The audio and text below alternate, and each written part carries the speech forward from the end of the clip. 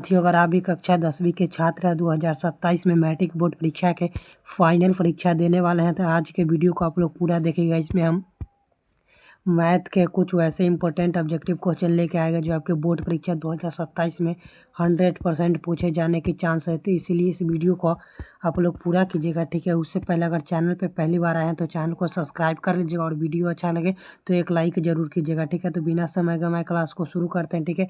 अगर कोई भी प्रश्न का आंसर पता हो तो हमसे पहले आप लोग आंसर कमेंट में बताते चलिएगा। देखिए प्रश्न क्या करा है, 144 का भाज्य गुणनखंड में 2 का घात कितना होगा। आप लोग बताइए 144 का भाज्य गुणनखंड हम निकालेंगे तो इसमें 2 का घात कितना होगा। तो चलिए निकाल के देखते हैं। यहाँ पर देखिए 144 लिखे, इसका भाज्य गुणनखंड निकाल रहे तो यह इसका आधा हो जाएगा 72 और 72 का आधा हो जाएगा 36 यहाँ पे, और 36 का आधिया हो जाएगा यहाँ पे 18 और 18 का आधा हो जाएगा यहाँ पे 9, ठीक है। तो यहाँ पे 4 बार आया है, ठीक है। तो 2 का घात कितना है, बार आया है तो 2 का घात 4, यहाँ पे 18 नीचे आ गया है तो 18 के बाद 9 यहाँ पे लगेगा, यानी कि 3 से लगेगा, फिर 3 से लगेगा, ठीक है। और एक मतलब यहाँ 3 यानी कि 3 का घात यहाँ पे 2 हो जाएगा और 4 का घात यहाँ पे 4 2 का घात 4 हो जाएगा। तो इसका राइट आंसर क्या हो जाएगा, इस प्रश्न का right answer option number C हो जाएगा। आप लोग याद रखेगा प्रश्न नंबर 1 का। अगला सवाल देखिए, अगला सवाल है निम्न में से कौन सा अपरिमेय संख्या। प्रश्न क्या है, निम्नलिखित में से कौन सा अपरिमेय संख्या। आप लोग जल्दी कमेंट कीजिए इसका राइट आंसर। इनमें से कौन सा अपरिमेय संख्या है जिसका, आप लोग जल्दी कमेंट कीजिए इनमें से कौन सा अपरिमेय संख्या। ऑप्शन है 17, ऑप्शन बी है 100 और ऑप्शन सी है √4 और ऑप्शन डी है √16 प्लस √25। तो आप लोग बताइए इसका राइट आंसर क्या हो जाएगा। तो जिसका वर्गमूल निकल जाता है वो अपरिमेय संख्या होता है। इसका राइट आंसर क्या हो जाएगा, आप लोग जल्दी बताइए किसका वर्गमूल निकल जाएगा। तो इसका राइट आंसर ऑप्शन नंबर, जिसका वर्गमूल निकल जाएगा वो परिमेय संख्या होता है और जिसका वर्गमूल नहीं निकलता वो अपरिमेय संख्या होता है। यहाँ पे 17 का वर्गमूल नहीं निकलेगा, वरना 100 का वर्गमूल निकलेगा, 4 का भी वर्गमूल निकल जाएगा और 16 और प्लस 25 का भी वर्गमूल निकल जाएगा। तो इसका राइट आंसर क्या हो जाएगा, इस प्रश्न का राइट आंसर ऑप्शन नंबर हो जाएगा। आप लोग याद रखेगा, ठीक है। अगला सवाल देखिए, अगला सवाल यहाँ पे 3 नंबर, निम्नलिखित में से कौन सा अभाज्य संख्या। इनमें से कौन सा अभाज्य संख्या, आप लोग जल्दी कमेंट कीजिए। प्रश्न नंबर 3 का तो यहाँ पे 41 अभाज्य संख्या, आप लोग याद रखिएगा। इसका right answer option number C हो जाएगा, ठीक है। अगला सवाल देखिएगा, अगला सवाल है 4 नंबर, 2 लगातार संख्याओं का मौसा और लौसर क्या होगा। आप लोग बताए 2 लगातार संख्याओं का मौसा और लौसर क्या होता है। तो 2 लगातार सम संख्याओं का मौसा और लौसर एक होता है, आप लोग याद रखिएगा। इसका right answer option number D हो जाएगा 4 नंबर प्रश्न का।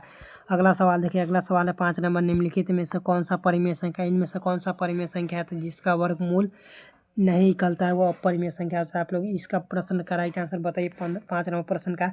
तो कौन सा इसमें परिमेय संख्या था। यहाँ पे 1√44 यानी कि 1/44 एक परिमेय संख्या, आप लोग याद रखिएगा। इसका right answer option number A हो जाएगा, ठीक है। अगला सवाल देखिए, अगला सवाल है 6 नंबर, किसी पूर्ण संख्या p के लिए प्रत्येक सम संख्या का रूप है। प्रत्येक सम संख्या का रूप क्या होता है। ऑप्शन है p 2p+1, ऑप्शन बी है p और option C p+1, option D 2p। तो इसका राइट आंसर क्या हो जाएगा, प्रश्न नंबर 6 का right answer option number D हो जाएगा, 2p हो जाएगा। इसका right answer option number D हो जाएगा। अगला सवाल देखिए, अगला सवाल है, और अगर आप लोग को वीडियो अच्छा लगे तो एक लाइक जरूर कीजिएगा और चैनल पर पहली बार आए तो चैनल को सब्सक्राइब कर लीजिएगा। निम्नलिखित में प्रश्न 7 नंबर, निम्नलिखित में से किसका दशमलव प्रसार शांत है, किसका दशमलव प्रसार शांत है। तो आप लोग चेक करके जरूर आप लोग चेक, तो यहाँ पे हम चेक करके बताते हैं। यहाँ पे 3 नंबर, यहाँ पे सी ऑप्शन का, ठीक है।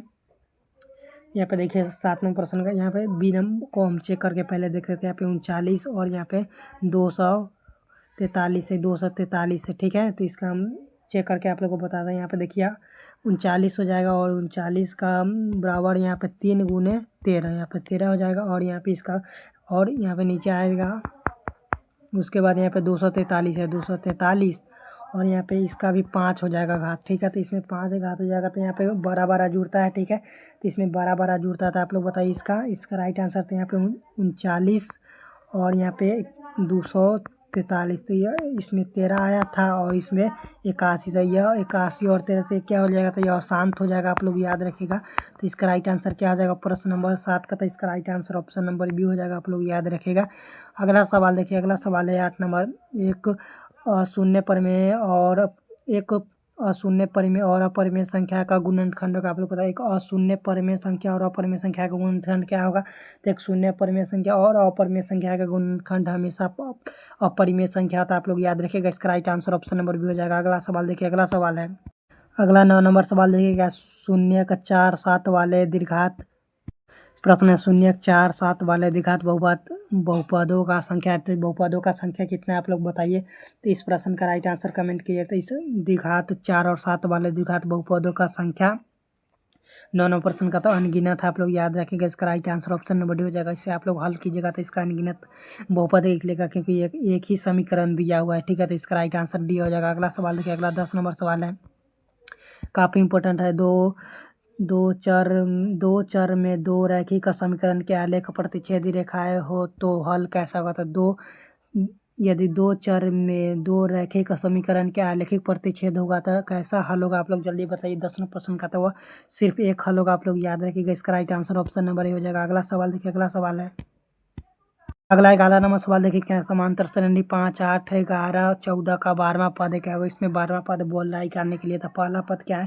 तो पहला पद पहला पद यहाँ पे 5 है। ठीक है, तो ये यानी कि 5 है। और सारबंतर यहाँ पे सारबंतर निकाला। तो सारबंतर का फॉर्मूला है डी, यानी कि डी। तो यहाँ पे डी यहाँ पे फॉर्मूला होता है ए इक्वल टू माइनस बी होता है यहाँ पे। ठीक है, तो इसका फार्मूला क्या हो जाएगा आप लोग जल्दी कमेंट कीजिए। तो डी यहाँ पे डी का माइनस दूसरा में से पहला को घटाना था -8 में से 5 को घटाना था। यहाँ पे 3 आ जाएगा। और यहाँ पे 12वां पद निकालना है। तो एन बराबर हम 12 मान लेंगे। ठीक है, तो इसका क्या हो जाएगा यानी। तो यहाँ पे फार्मूला तो ए प्लस एन माइनस 1 होता है। ठीक है, और ये यहाँ पे बराबर में डी होता है।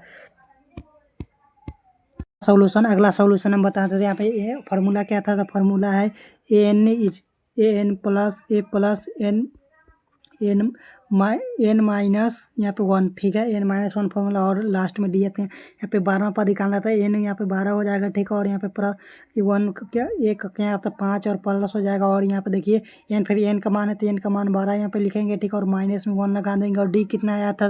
तो डी यहाँ पे 3 आया था। यहाँ पे गुना पे 3 लिख देंगे। ठीक है, यहाँ पे एकदम ये 5 प्लस हो जाएगा। ठीक है, और यहाँ पे 12 और यह 12 में से एक घटेगा तो यहाँ पे 11 हो जाएगा। या कोई ब्रैकेट नहीं हुआ। 11 माइनस 3 यहाँ पे हो जाएगा। 11 गुने 3 यहाँ पे, और यहाँ पे गुना करेंगे तो कितना यह 33 और प्लस में यहाँ पे जुड़ेगा तो 38 हो जाएगा। तो इसका राइट आंसर क्या आ जाएगा। तो इसका right answer option number C हो जाएगा। यहाँ पे 38 इसका राइट आंसर हो जाएगा। Option number B. अगला सवाल देखिए। अगला सवाल है 12 नंबर। और ये मैं जितना प्रश्न करा रहा हूँ काफ़ी इंपॉर्टेंट प्रश्न। तो एक प्रश्न को आप लोग देख और याद करते चलिएगा। प्रश्न एक्स अक्ष का समीकरण है। आप लोग बताइए एक्स अक्ष का समीकरण क्या है 12 नंबर प्रश्न का। तो एक्स अक्ष का समीकरण एक्स वाई अक्ष का समीकरण x0 हो जाएगा। आप लोग याद रखिएगा। इसका right answer option number B हो जाएगा। अगला सवाल देखिए। अगला सवाल है समांतर श्रेणी 25, 20 प्रश्न है। समांतर श्रेणी 25, 20, 15 का कौन सा पद प्रथम ऋणात्मक पद है। तो कौन सा पद प्रथम ऋणात्मक पद है। इसका राइट आंसर आप लोग जल्दी कमेंट कीजिए। तो कौन सा पद होगा।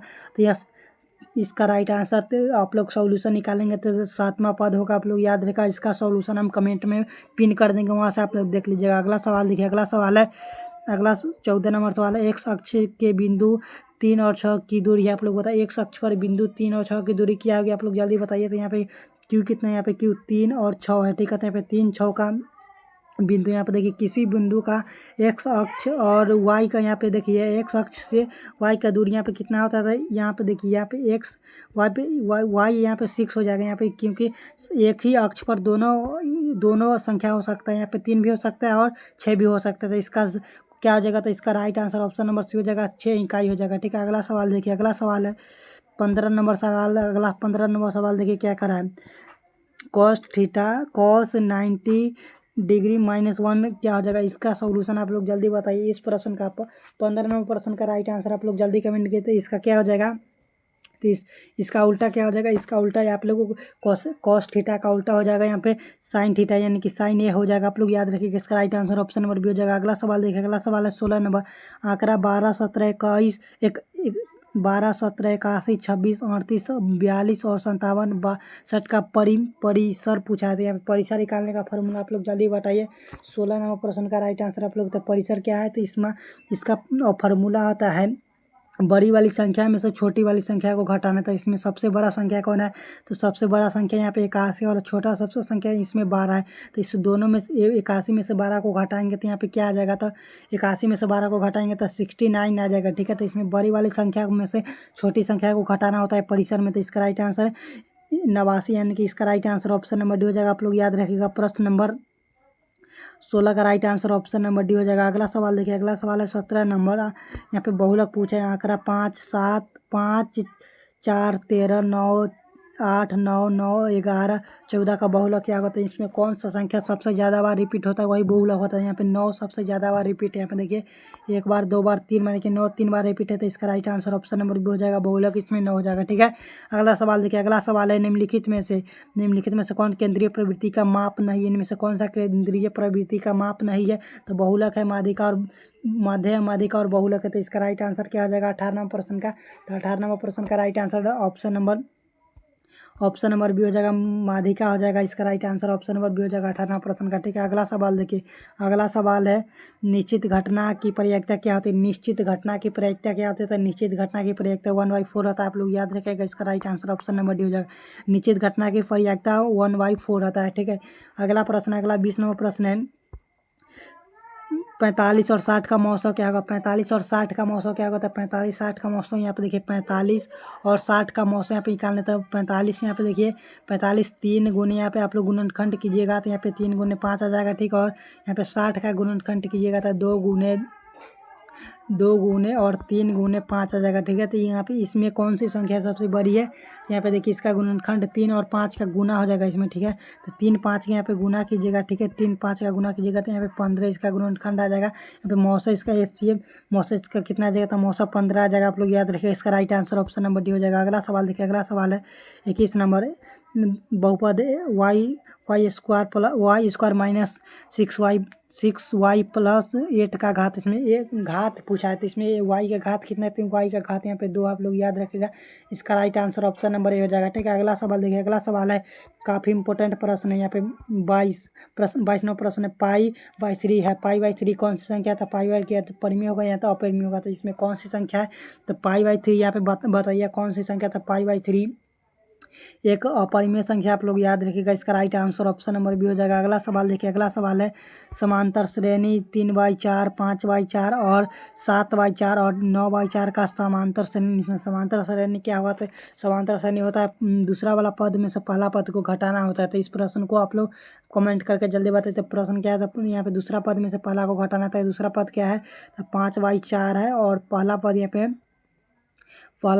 3/4 है। तो इसमें आप लोग इसको घटाइएगा तो क्या आ जाएगा? तो यहाँ पे देखिए ये पहले डी यहाँ पे लिखा जाएगा और डी यहाँ पे दोनों का LCM 5 और 4 यहाँ पे LCM हो जाएगा। ठीक है, तो यहाँ पे और नीचे वाला 4 4 इससे मतलब यहाँ पे ये 4 आ जाएगा। ठीक है, तो ये माइनस होके कितना आ जाएगा? तो माइनस होके ये 2 आ जाएगा और ये 4, तो यहाँ पे कट के कितने 2 से 2 कट जाएगा, तो यानी कि 1/2 आ जाएगा। तो इसका राइट आंसर क्या हो जाएगा? तो इसका right answer option number C हो जाएगा। आप लोग याद रखिएगा प्रश्न नंबर 23 का। ठीक है, अगला सवाल है समांतर श्रेणी ए n इक्वल टू 9-5 और एनवा पद यहाँ पे A7 का हो। तो इसका आप लोग बताइए, इस प्रश्न का आप लोग बताइए इसका। तो यहाँ पे देखिए an, यहाँ पे an कितना है?